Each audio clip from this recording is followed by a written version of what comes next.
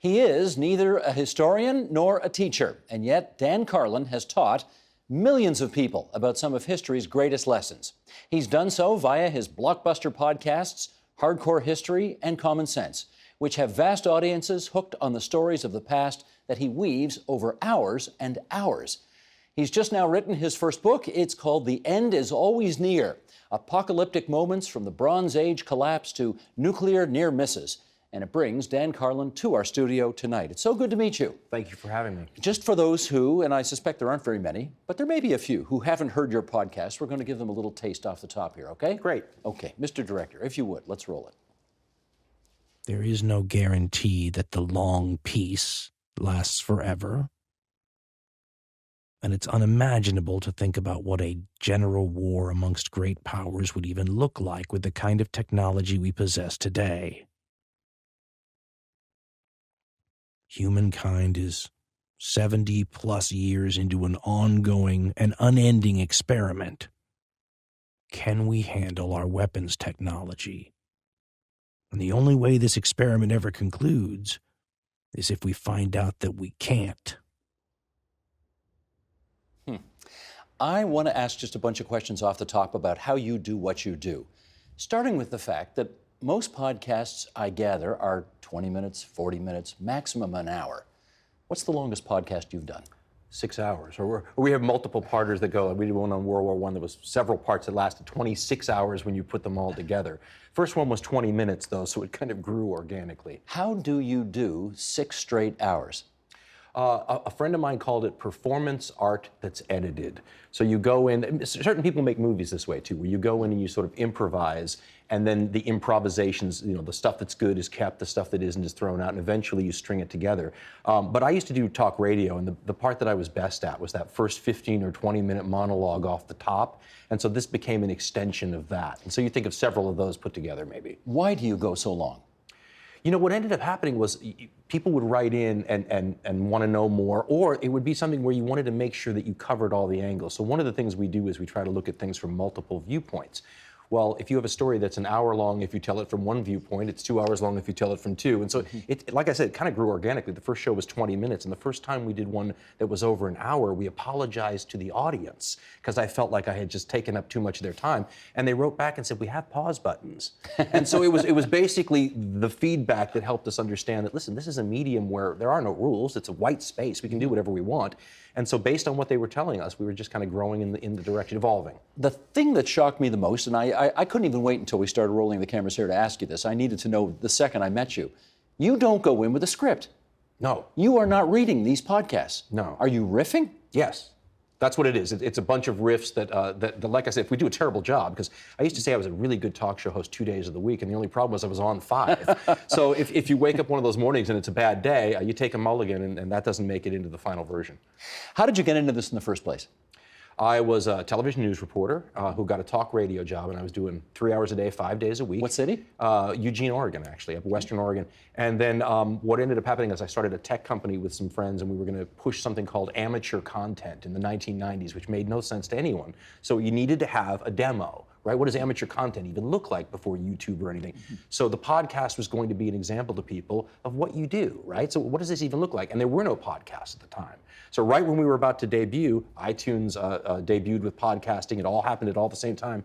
And it was a wonderful lesson for me as a history fan about how timing is so important in how we move ahead in our lives, right? And my dad said if you look back on your life and try to connect the dots, you never could, because there's too many weird left-hand turns and strange things that happen, and that's a perfect example of how I ended up at podcast. You used 2 words there in that answer that I want to follow up on, and they are history fan.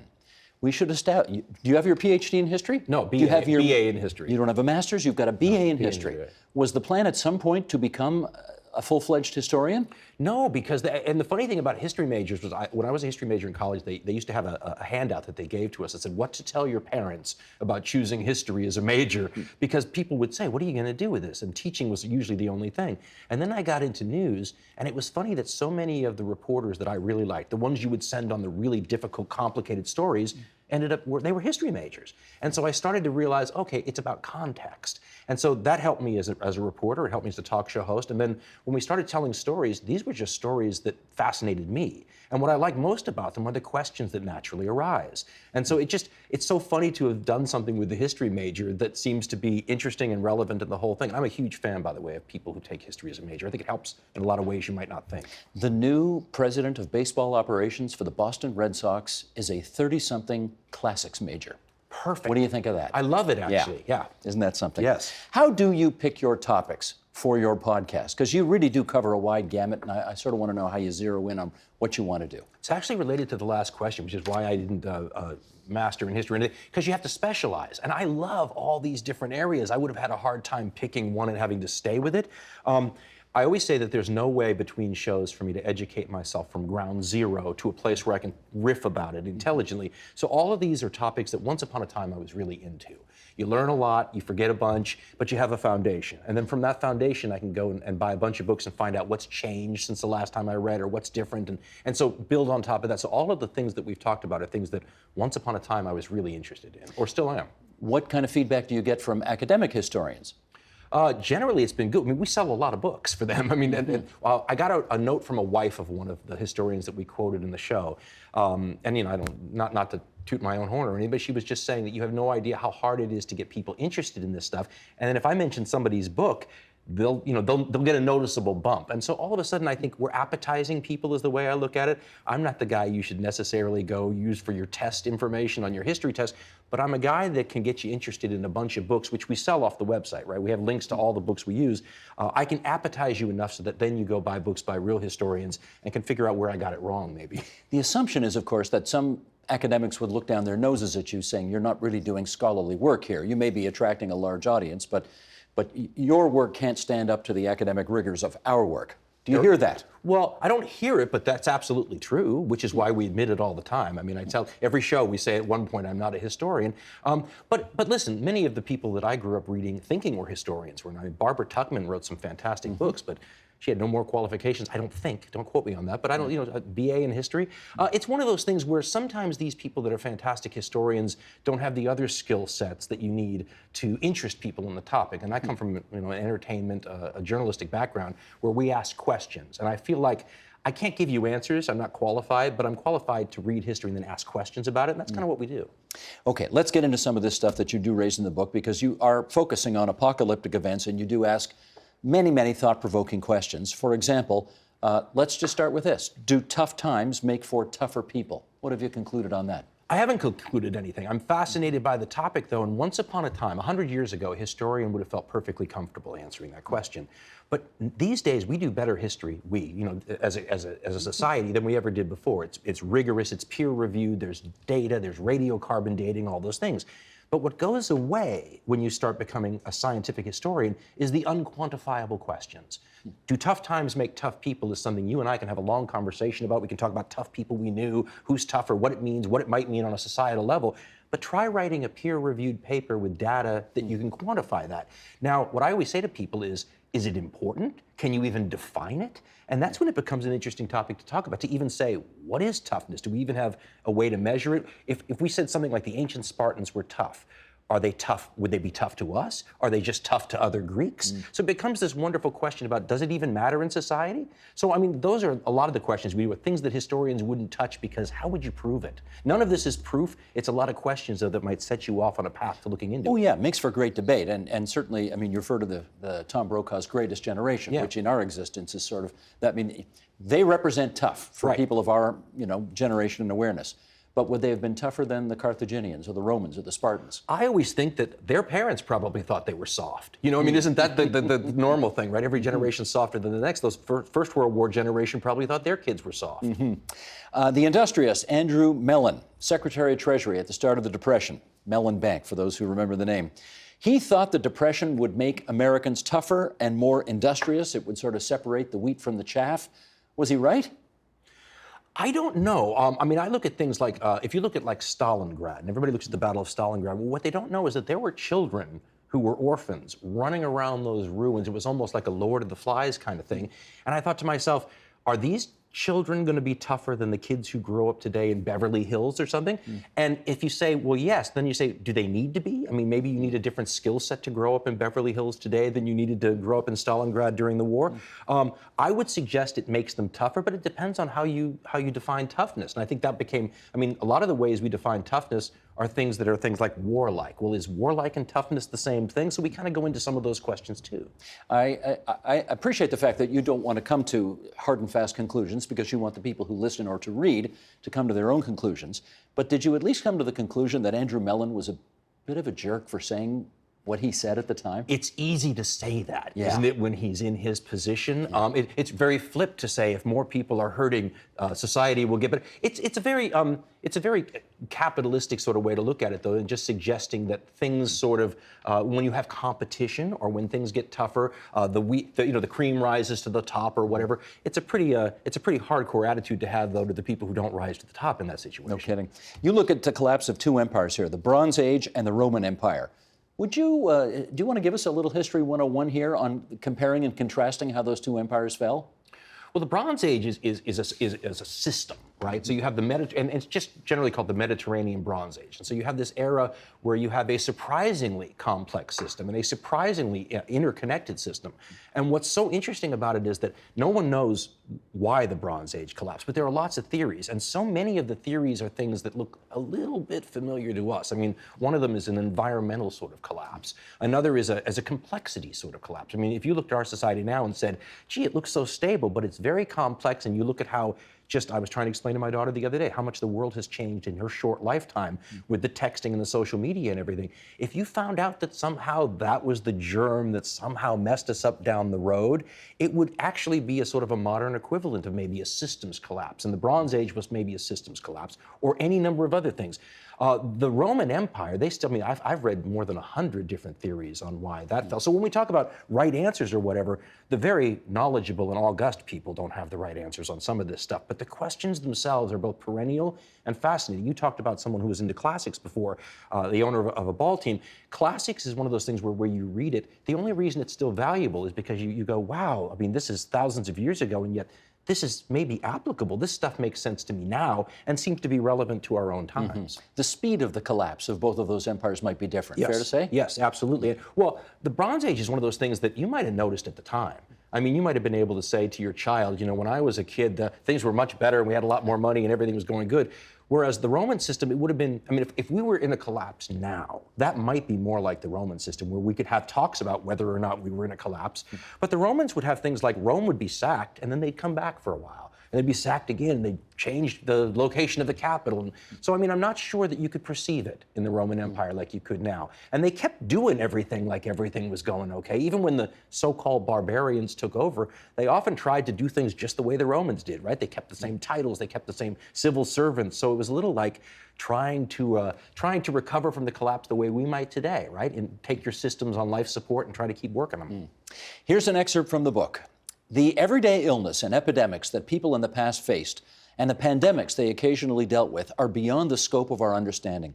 Imagine all the ripple effects if our modern world were hit with a pandemic that killed just 10% of the human population.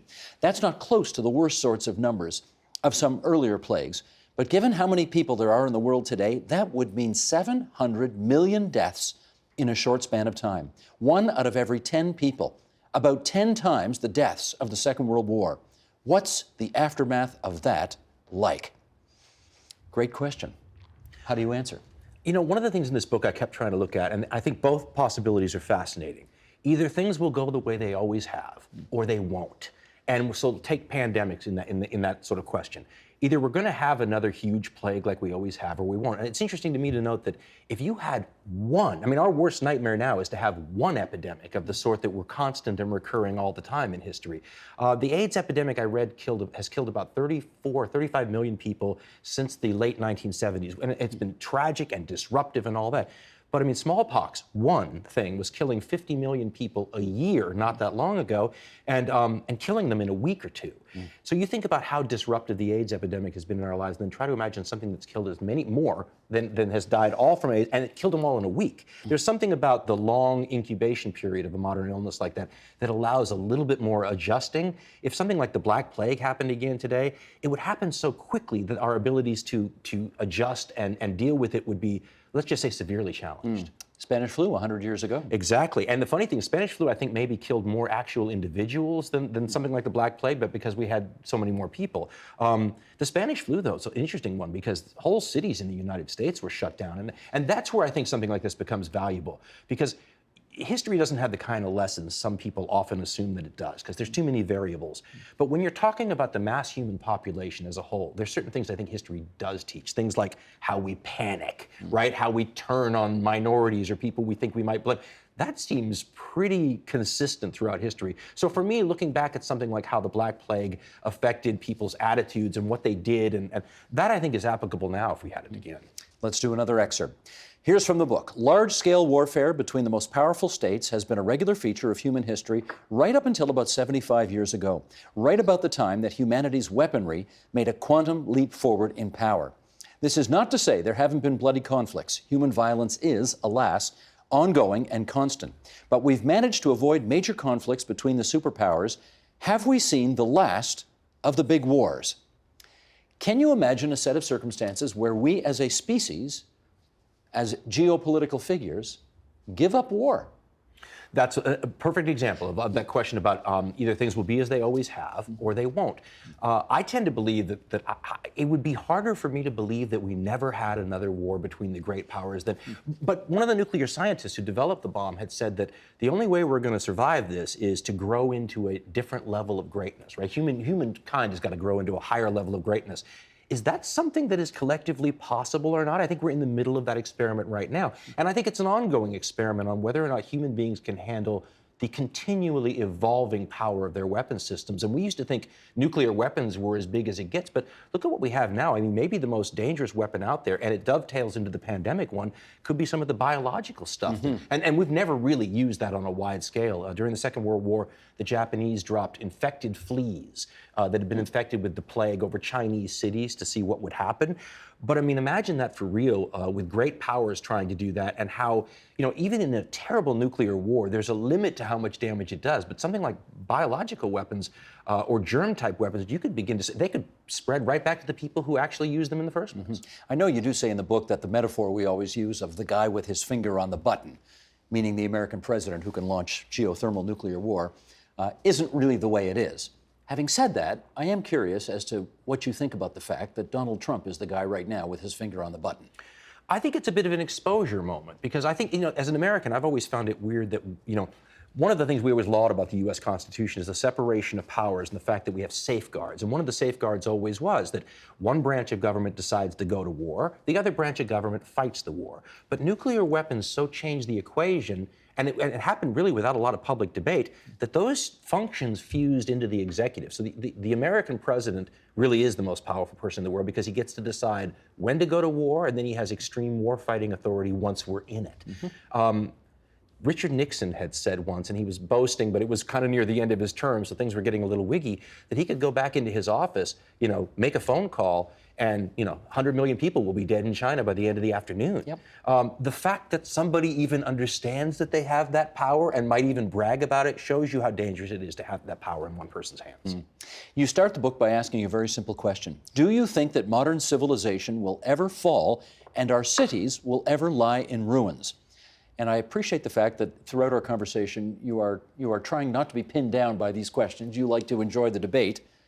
But I do want to know your answer to that. Do you think so? Yes, I do. I mean, well, only because it's an odds game, right? I mean, I think it is. I was talking to somebody just the other night that was talking about space travel and getting us onto other planets and all those kinds of things. But if you don't do that, well, then we're talking about trying to wrestle with a lot of the environmental situations and everything we have today, or the war situation that we talked about, or anything else. If you made me bet I would bet we're not going to pull this off, but I just think there's too many chances in the future for things to happen. I'm hopeful. I mean, I think something like paying attention to these things, like even bringing up the nuclear issue with the president that you just talked about, is a good way to have a debate and a discussion about reform. If you don't have that conversation, you can't have the reform. Well, I can just speak from experience. In the United States, we don't even talk about this. So nowadays, people are scared enough to go, now, wait a minute, maybe we should think about that whole nuclear weapons. So I'm hopeful, but I'm a bit of a pessimist by nature, I think. Well, every empire in human history has eventually come to an end. Do you see the American empire coming to an end at some point? I think this is hard because we're right in the middle of it, right? But I mean, you could make a case that we're involved in that now, and that if I always try to take steps back and imagine how they would write about our times 500 years from now, when everything compresses like an accordion. And in 500 years from now, it's going to look like the Second World War happened 5 seconds ago, in the future. And if you look at it that way, the American post-Second World War, I mean, empire is a word we don't use very often, but it's accurate. That may be a little blip on the historical. I mean, we may still be in the coming down stages of everything. There's no way to know until you see it, but I mean, as an American, I would argue that not only might it be happening, but for our long-term health, maybe it should. I don't think it's sustainable. It should happen because why? Well, because the United States is not an imperial country in its design. So by being an imperial country, in effect, changes we just talked about the nuclear war thing. That's not a traditional American way to do things, but the world evolved that way. Well, it's the only empire, I think, in human history that as soon as it goes into another country is already talking about an exit strategy. That is a different kind of empire. Well, it is, and certainly a soft touch, right? I mean, we don't go in there and put jackbooted people on the ground, but we don't. But there have been other empires like this. Commercial empires are the way they used to be phrased, right? Diplomatic or commercial empires, or people that ally with other people. I mean, the Romans had a lot of this, where people would ally with them just because it was in their best interest, and all of a sudden, they're part of the empire too. Yeah. Are we doomed, do you think, to, there's this great quote by George Santayana about, doomed to repeat the lessons of history unless we learn them. Do you think we are constantly, it's just our nature to repeat behaviors that are not in our interest through the course of time? I think it was Mark Twain who had that line, that history doesn't repeat, but it sometimes rhymes. Yeah. And that's why the lessons of history are so tough, because you look for specific things, like, we learned from 1938 at Munich that you can't appease dictators. Well, a real historian, which I'm not, would say, no, you learned you can't appease that dictator in that situation. History doesn't teach those kind of lessons, but it can teach things like, okay, human beings are going to panic on a mass scale if we have another pandemic, or if nuclear war threatened again, as it did in 1962 during the Cuban Missile Crisis, then you have real potential for people to freak out. And if we freak out, what do we do then? So, I mean, I think it teaches us a lot of the baseline human, as a herd, sort of ways that we act, but as individuals, we're too variable. Is there one overarching question about history that you have not yet tackled on your podcasts that still fascinates you? Oh, yeah, or otherwise the podcast would be over.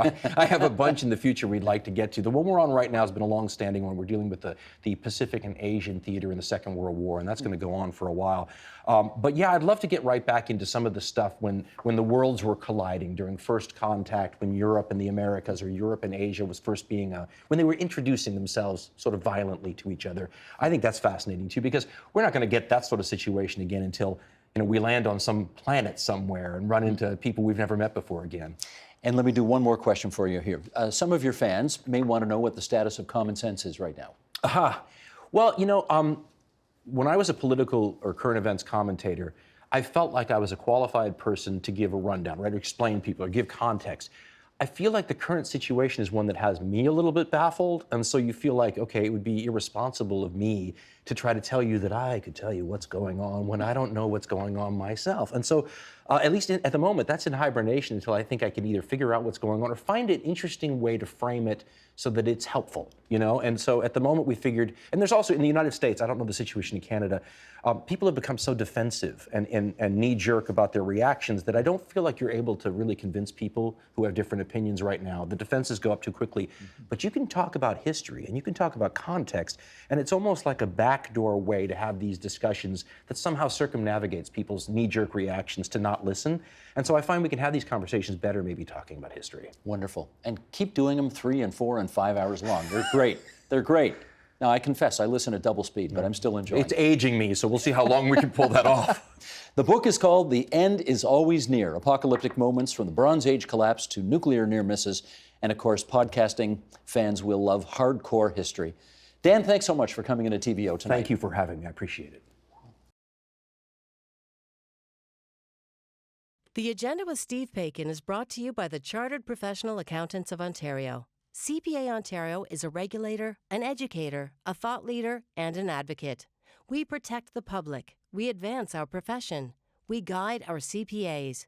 We are CPA Ontario. And by viewers like you. Thank you.